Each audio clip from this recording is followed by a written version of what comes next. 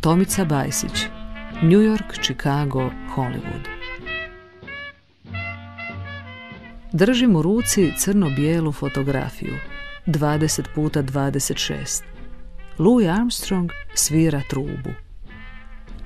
Datira iz vremena kada je moj otac bio na njegovom koncertu u Zagrebu. Držim fotografiju pod lampom da provjerim autentičnost potpisa.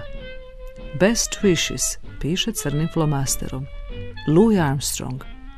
A ispod fotografije u kutu Associated Booking Court Joe Glazer, President, New York, Chicago, Hollywood. Tko bi rekao? Pod lampom je malo zrcalo i po sobi se reflektiraju bijele sjene. Zimska svjetla prošlog vremena. Ravno iz fotografije. Blistavi ledenjaci ne miruju.